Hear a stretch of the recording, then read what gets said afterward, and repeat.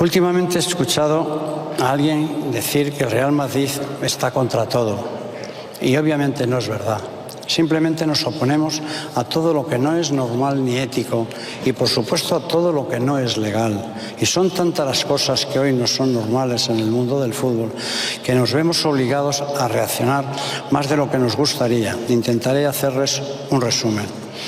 No es normal y no es legal, como ya han sentenciado 3 tribunales en el caso de la Superliga, que se pretende impedir que los clubes organicen sus propios torneos.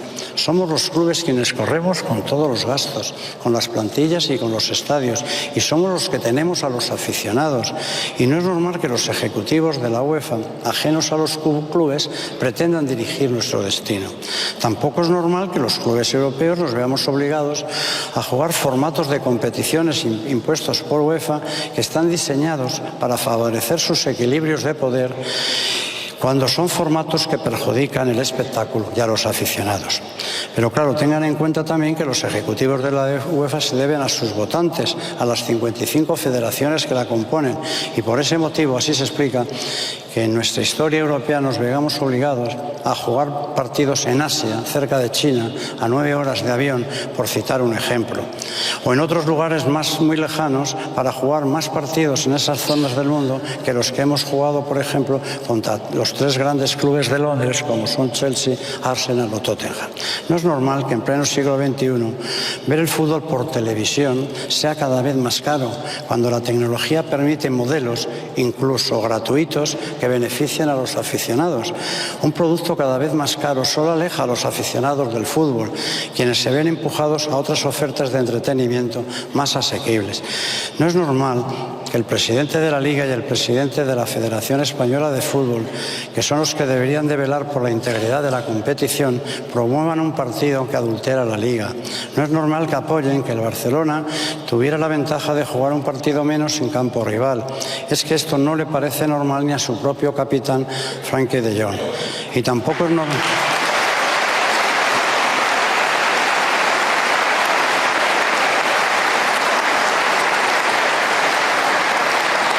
Y tampoco es normal que la Liga apoye que 2 equipos, Barcelona y Villarreal, tengan acceso por un partido en Miami a ingresos adicionales de la competición liguera. También se adultera la competición en el plano económico, porque aquí no sabemos nada, ni cuánto dinero se generaba, ni cuáles eran los gastos originados a la Liga, ni cómo se distribuía ese dinero. Y todavía tenemos que escuchar al señor Tebas comparando este despropósito con el espectáculo mundial organizado por la NFL en el Bernabéu, y de nuevo fabricando un relato con el único objetivo de atacar al Real Madrid. Hemos asistido a un intento insólito de utilizar el éxito del partido de la NFL en el Bernabéu para justificar el proyecto fallido de llevar un partido oficial de la Liga a Miami. El evento de la NFL fue impecable, legal, respetuoso y ajustado a cada norma de su competición, y la comparación es absurda, porque el evento internacional de la NFL sí cuenta con el respaldo de los 32 clubes y jugadores de esa competición. No es el caso del partido en Miami, ni tiene apoyo de todos los clubes, el que querían hacer en Miami, ni de los jugadores, ni siquiera el apoyo de la UEFA, visto su comunicado. La propuesta de Miami no es más que otra iniciativa fallida del presidente de la Liga, que pretendía imponernos su voluntad sin pasar por ningún órgano de la Liga y, lo que es muy grave, sin explicar a dónde van los ingresos. Y sigo, no es normal tampoco el nivel de arbitraje español en una liga que presume de ser una de las principales ligas del mundo. Y no es solo mi opinión, porque es una vergüenza para el fútbol español que de los 35 árbitros de campo elegidos para el reciente Mundial de Clubes, FIFA no seleccionara a ni un solo árbitro español, a ni uno.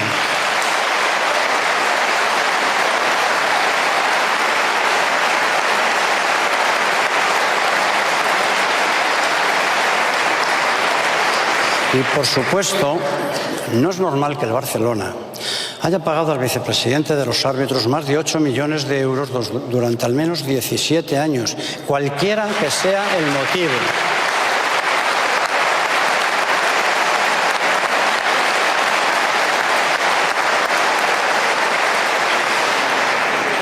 Y lo repito, cualquiera que sea el motivo, no es normal que el Barcelona haya pagado al vicepresidente de los árbitros más de 8 millones de euros durante al menos 17 años. Al vicepresidente de la cúpula arbitral, que como todo el mundo sabe, tenía funciones que eran claves en el sistema arbitral. Entre otras cosas, era el encargado de comunicar el ascenso y descenso de los árbitros cada temporada. Un periodo de tiempo durante casi 20 años que coincide además, casualmente, con los mejores resultados deportivos del Barcelona en nuestro país.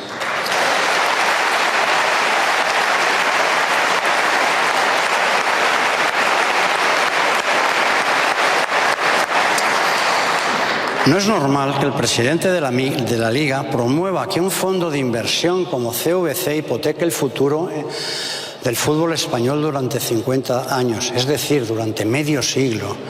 No es normal que la dirección de la Liga cobre ahora más de 6 millones de euros al año. Cobran muchísimo más que los ejecutivos de la Premier, siendo esta una competición que genera muchísimos más ingresos que la Liga. La verdad es que no tiene ninguna explicación. Tampoco es normal que la Liga destine millones de euros a medios de comunicación. Ha llegado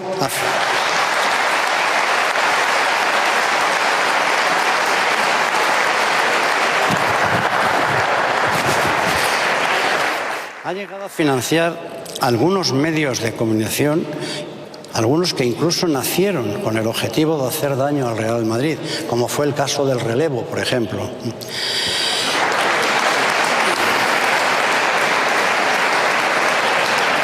Y todavía es más preocupante que lo haga de forma opaca. Hemos solicitado en múltiples ocasiones que la Liga haga público a lo que paga cada medio de comunicación.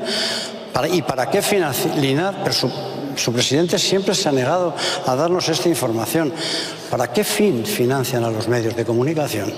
Tampoco es normal que la Liga ofrezca contratos bilaterales a algunos clubes, a los que abona importes adicionales a cambio de supuestas prestaciones de servicios. Estos contratos bilaterales no deberían de existir y de hacerse. Todos los clubes deberían de saber con claridad por qué conceptos y en qué condiciones, para verificar que no se dispensa ningún trato de favor a nadie. También la Liga se niega a darnos esta información.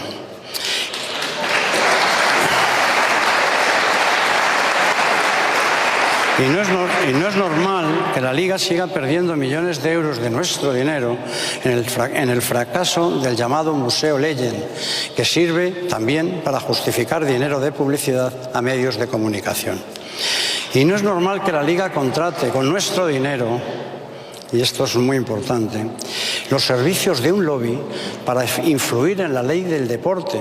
Contrataron a este lobby con la finalidad de introducir clandestinamente unas enmiendas que sirvieran para expropiar nuestros activos comerciales de por vida en favor de la Liga.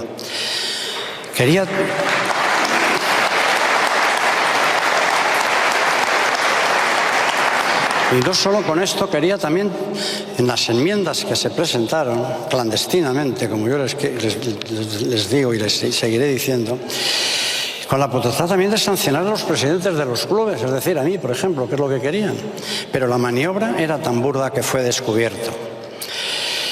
Los presidentes de los 3 clubes que son más importantes, que son de sus socios, como es el Barcelona, el Athletic Club y el Real Madrid, fuimos alertados por el ministro de Cultura y Deporte.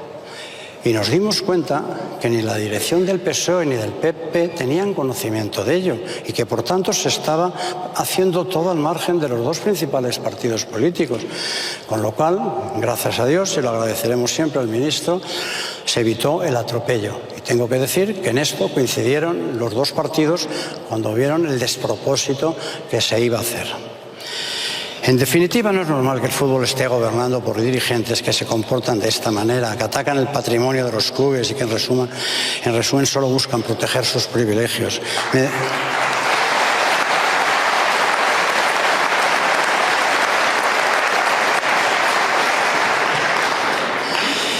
Me detendré en ello más adelante, pero antes comentaré brevemente el motivo por el que tiene que ser precisamente el Real Madrid quien lidere la batalla contra este sistema abusivo que nos ha tocado vivir y que está arruinando el fútbol europeo, con excepción del inglés, que es el gran ganador de este periodo. El Real Madrid es posiblemente el único club deportivo de Europa que tiene la fortaleza institucional y económica necesaria para hacer frente a esta batalla. Somos 100.000 socios y casi 700 millones de madridistas en las redes sociales. Podemos decir con orgullo que hay más madridistas en el mundo que habitantes en la Unión Europea. Somos el club de fútbol más laureado en lo deportivo y también, como hemos visto antes, el más prestigioso y el más reconocido en lo económico. La temporada pasada fuimos el primer equipo de la historia en superar los 1.000 millones de euros en ingresos y, sobre todo, nuestra principal fortaleza es que somos una gran familia unida en torno a unos valores y a la historia legendaria del Real Madrid.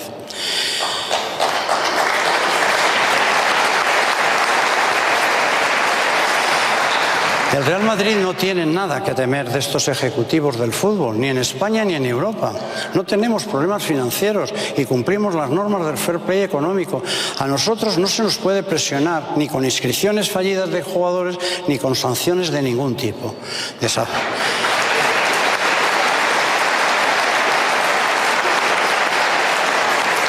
Desafortunadamente, este no es el caso de la mayoría de los clubes de la vieja Europa, que atraviesan grandes problemas económicos y que nosotros queremos ayudar.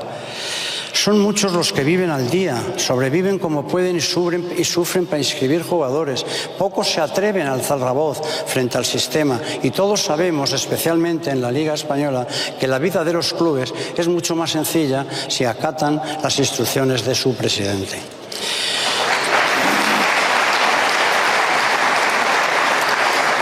Pero también les quiero decir una cosa, que no estamos solos, nada más lejos de ellos. Es cierto que somos nosotros los que alzamos la voz en público, pero son muchos los clubes y actores del fútbol quienes en privado, cuando nos vemos, nos piden que sigamos dando la batalla y que lo hagamos también por ellos. Y es normal, porque sufren los mismos problemas que nosotros. Les pondré 3 ejemplos de ello: la operación con CVC, el partido de Miami y el caso Negreira. En lo relativo al acuerdo con CVC, les confirmo que son muchos los clubes que se arrepienten de haber firmado esa operación y se han dado cuenta de que perder el 11% de sus ingresos de televisión durante medio siglo, 50 años, fue un error que lastrará su futuro. La operación de CVC es una losa para el fútbol español, pero confiamos en que será anulada por los tribunales. Nosotros llegaremos hasta el Tribunal Supremo si es necesario. Como saben, ni el Barcelona, ni el Athletic Club de Bilbao, ni el Real Madrid nos apuntamos a ella. Y además la hemos, como lo diré, demandado conjuntamente ante los tribunales. Seguimos demandando a la Liga de manera conjunta con el Athletic Club, un club histórico que también es propiedad de sus socios como nosotros y que se opuso también a la operación de CVC desde el primer momento. Ya hemos logrado que los tribunales anulen la primera asamblea de la Liga que aprobó la operación y seguiremos trabajando para que se anule la segunda. Lo siento, pero lo tengo que contar, que como anécdota les recuerdo que también el Barcelona se opuso judicialmente con nosotros dos a la operación de CVC. Pero casualmente el Barcelona abandonó este pleito coincidiendo con la autorización por parte de la Liga para poder inscribir a jugadores en su futuro.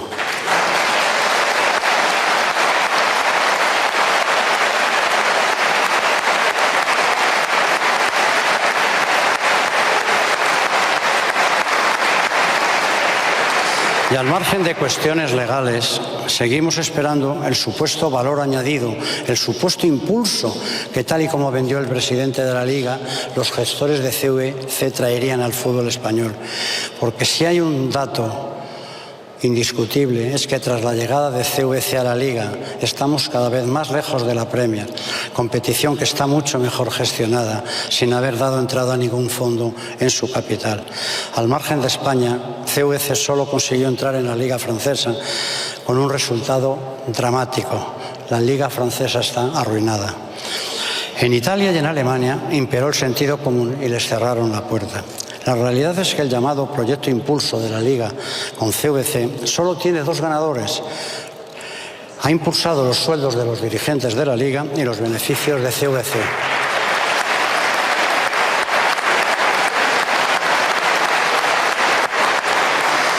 Y los perdedores de la operación son todos los clubes, a los cuales les queremos ayudar, y lo digo a solucionar este problema, que se apuntaron a perder un 11% de sus ingresos audiovisuales durante medio siglo. Eso es el llamado Proyecto Impulso. Me van a permitir aquí una reflexión.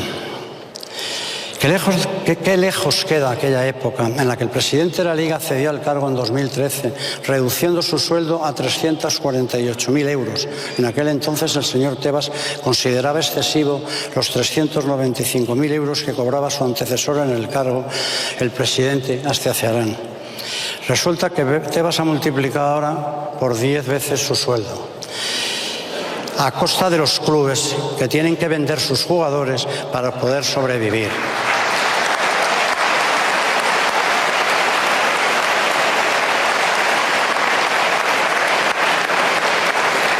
El partido de Miami es otro ejemplo perfecto de lo que ocurre en España y de lo difícil que es para la mayoría de los clubes alzar su voz contra los dirigentes del fútbol. Lo cierto es que muchos estaban en contra del partido de Miami, nosotros con todos los que hablábamos, sean jugadores, clubes o entrenadores o presidentes, todo el mundo del fútbol. Los jugadores de todos los equipos sin excepción se mostraron contrarios al partido de Miami. Es más, hasta los propios jugadores del Barcelona participaron en las protestas contra el partido.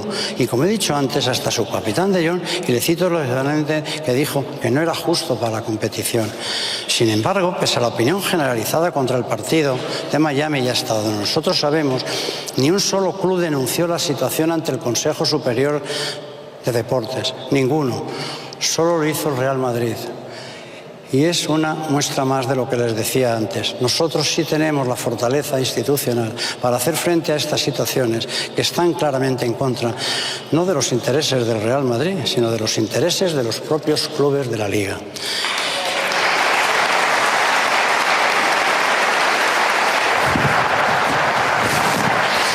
Y les hago algunos comentarios adicionales sobre el partido de Miami. En primer lugar, les digo que este asunto no está zanjado. Ahora les toca depurar las responsabilidades oportunas. El presidente de la Liga y el presidente de la Federación han promovido un partido irregular que vulnera la normativa y que, a nuestro juicio, habría adulterado claramente la competición. Y es más, el presidente de la Liga ha actuado por su cuenta y riesgo, y sin que el partido haya sido aprobado por ningún órgano de la Liga. Ha abusado de su autoridad y tendrá que rendir cuentas y asumir su responsabilidad.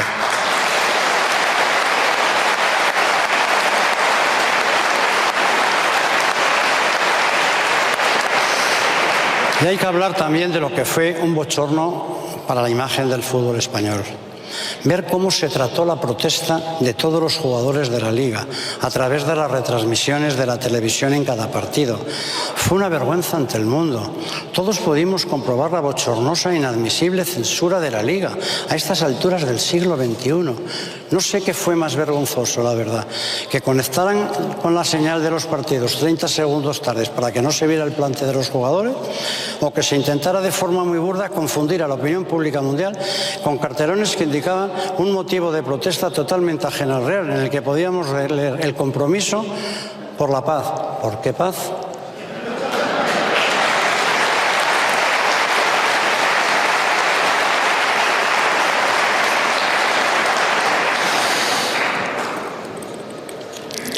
O como hemos podido escuchar en un medio de comunicación nacional, en palabras de un destacado comunicador, que la Liga de Tebas obligaba a los periodistas que estaban transmitiendo los partidos a leer un comunicado dictado por la Liga, atentando de esta forma de manera vergonzosa contra la libertad de prensa.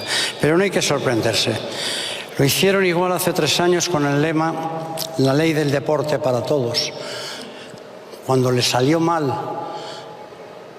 lo que les he dicho antes de las enmiendas introducidas clandestinamente en la ley del deporte,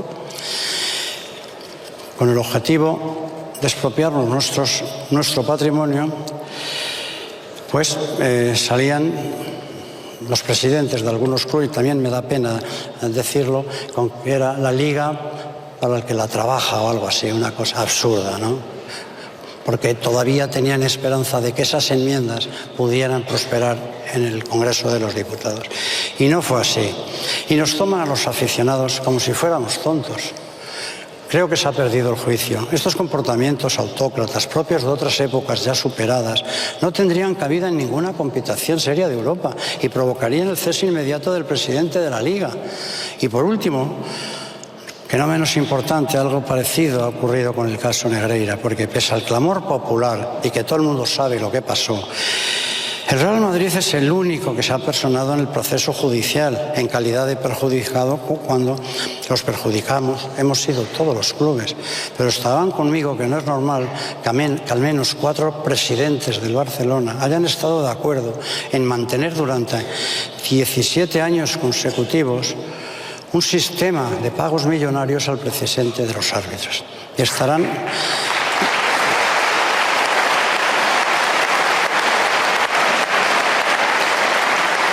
Y estarán de acuerdo conmigo en que el caso Negreira debería haber causado un cambio radical en las estructuras arbitrales y federativas españolas.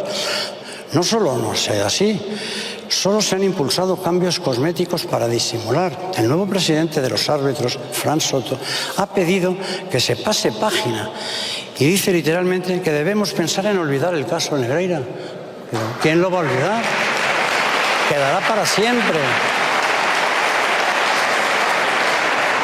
La verdad es que siguen ahí la mayoría de los árbitros que estaban en la época de Negreira.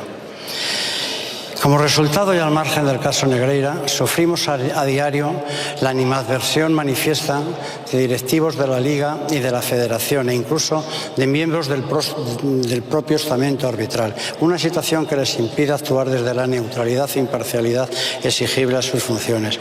Podría citar muchos ejemplos, pero me detendré en un episodio reciente. ¿Cómo es posible que en la previa de la final de la Copa del Rey, el árbitro encargado del VAR amenazada en una rueda de prensa abierta y públicamente al Real Madrid con que los árbitros iban a tomar medidas contra nuestro club y que estaban más unidos que nunca y que se iban a enterar el Madrid? Yo, en una rueda de prensa antes de una final de la Copa del Rey.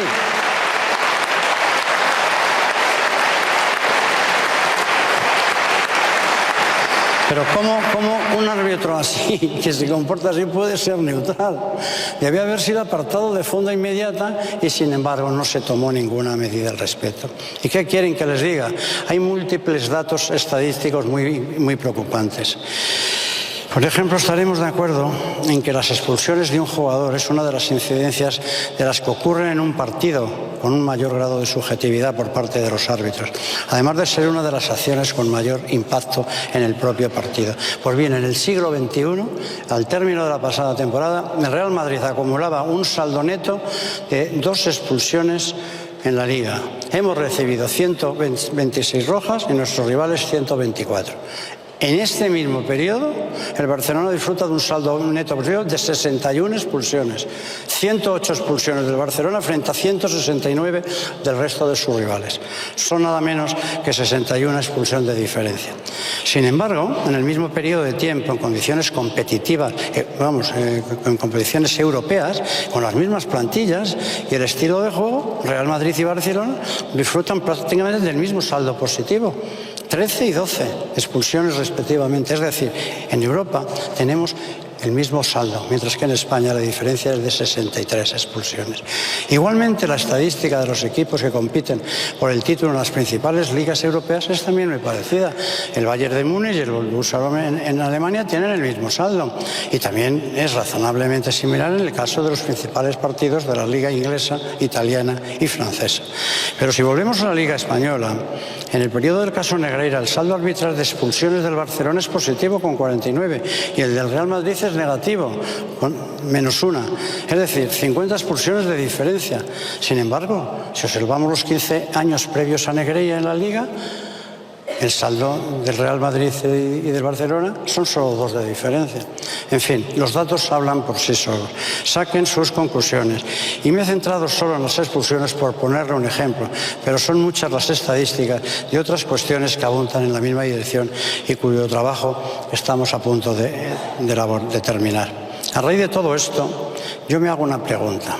¿A alguien le puede parecer normal que haya jugadores del Real Madrid que tengan más Copas de Europa que títulos de Liga?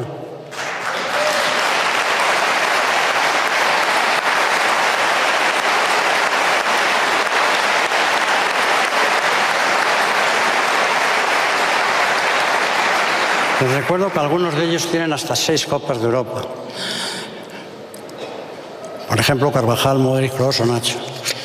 Y el que más, y solo el que más 5 ligas, la mayoría 4. Y a mí me pasa lo mismo como presidente. ¿Lo consideran normal? ¿A que no?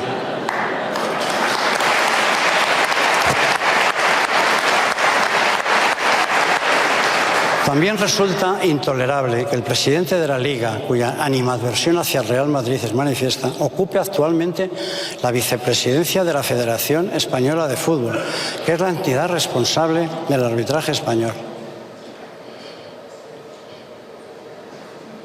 Y le voy a contar una confidencia. A mí, cuando viene el presidente de la Federación Española de Fútbol, me ofrece ser miembro de la federación.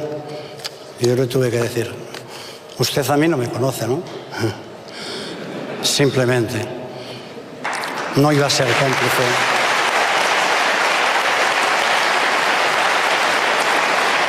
Al margen del conflicto de interés que supone que una persona ostente a la vez los cargos de presidente de la Liga y vicepresidente de la Federación, es incuestionable que estas posiciones deben estar reservadas a gestores neutrales que puedan velar por el fútbol español sin estar sujetos a ningún tipo de sesgo o de fobia hacia ningún club en concreto. Y bueno, para terminar, voy a dedicar un poco a la Superliga que tan mencionada. Nosotros seguimos insistiendo en que es un proyecto indispensable para el fútbol, porque sin este proyecto la diferencia entre el fútbol inglés y el resto de Europa sería definitivamente insalvable. La Superliga ha conseguido, ya sin discusión, un gran éxito al fútbol. Hemos derribado para siempre y en tiempo récord un régimen de monopolio de la UEFA de más de 70 años que de otro modo habría acabado con nuestro futuro. Les recuerdo que en 2001 la UEFA se permitía el lujo de amenazar a los clubes europeos con la expulsión de competiciones y la quiebra, y a nuestros futbolistas con su exclusión de participar en las selecciones si osábamos siquiera considerar la posibilidad de crear nuestras propias competiciones al margen de la competición organizada por la UEFA. La hemeroteca no engaña, esas eran sus amenazas. Y hasta nos llegaron a abrir un expediente sancionador para expulsarnos de la Champions por la vía de urgencia. ¿Se acuerdan?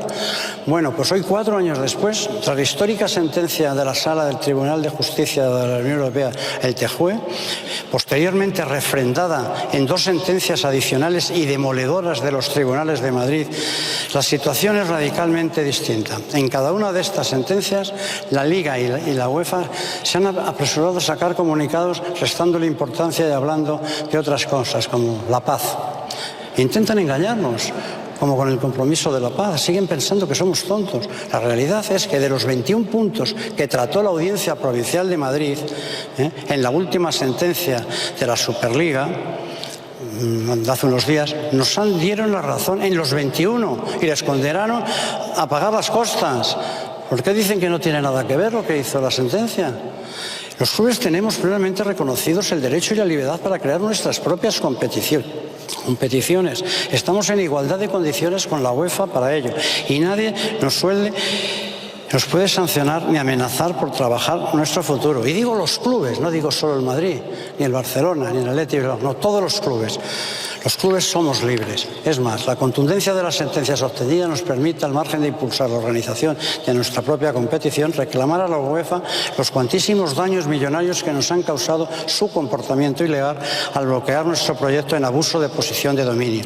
Ya les anuncio aquí que hemos iniciado el correspondiente proceso de reclamaciones económicas contra la UEFA. Hoy tenemos los 2 derechos, el de ser indemnizados por los daños sufridos en el pasado y el de organizar la competición en el futuro. Y les digo que perseguiremos de manera incansable la consecución de los 2. No hemos llegado aquí para enmarcar unas sentencias judiciales, sino para ponerlas en prácticas.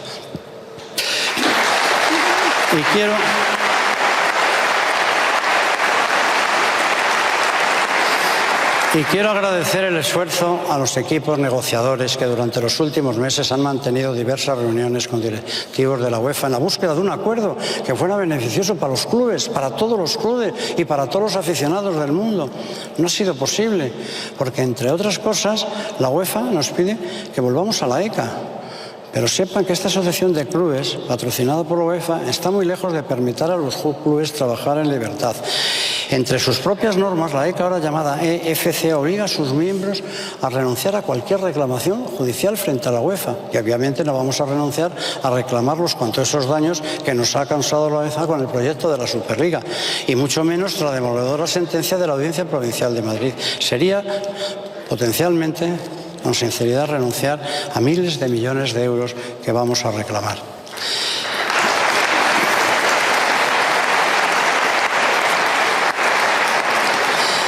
A mi juicio, los principales obstáculos para el acuerdo con UEFA son el establecimiento de una gobernanza transparente y moderna, la mejora del formato para que todos los partidos de todo el mundo sean atractivos. No es eso de que si es Cerrara, que si queremos ser ricos y matar a los pobres, esas tonterías que siempre dicen, y sobre todo, lo que es muy importante, con el avance de la tecnología, la implantación de la retransmisión gratuita del fútbol, como hemos visto en el Mundial de Clubes. Y quiero agradecer públicamente a la FIFA lo que hicieron con esa retransmisión, que lo pudo ver un niño pobre de África, pudo ver los partidos del Real Madrid y de cualquier otro. Y eso es el avance de la tecnología, y no prohibirlo.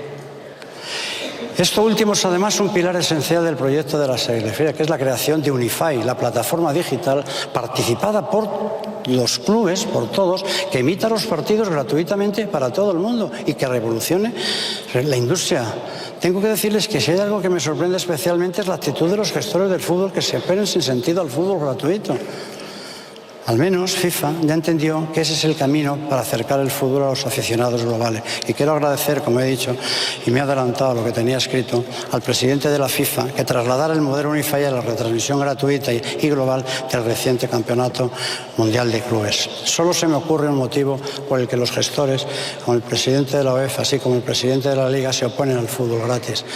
Y es que cada año que son capaces de mantener el modelo actual y retrasar la Superliga, incluso a costa de incumplir sentencias judiciales, es un año más de sueldos millonarios para ellos. No se me ocurre otra cosa.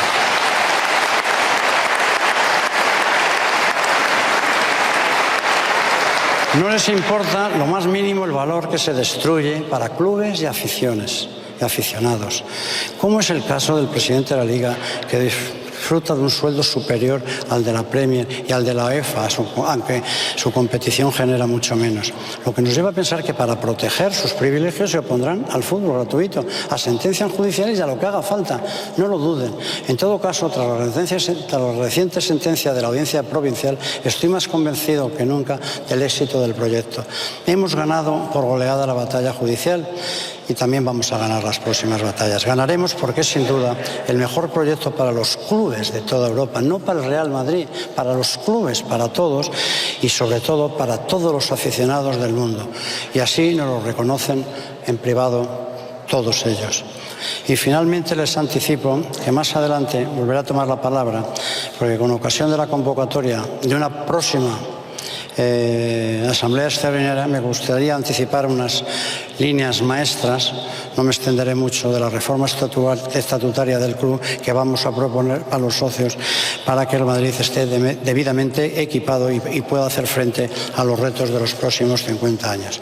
Y me gustaría concluir esta intervención diciéndoles que pueden sentirse muy orgullosos del Real Madrid. Sinceramente les digo que estamos más fuertes que nunca. Somos el mejor club del mundo. Me da vergüenza decirlo, pero lo tengo que decir. En lo económico y en lo institucional. Este es el club de las 26 Copas de Europa, las 15 de fútbol y las 11 de baloncesto. Y todo esto es verdad, que es gracias a vosotros, a los socios del Real Madrid, porque habéis demostrado que nuestra fortaleza es la unidad de todos nosotros. Siempre he dicho desde el convencimiento que unidos somos invencibles. Muchas gracias.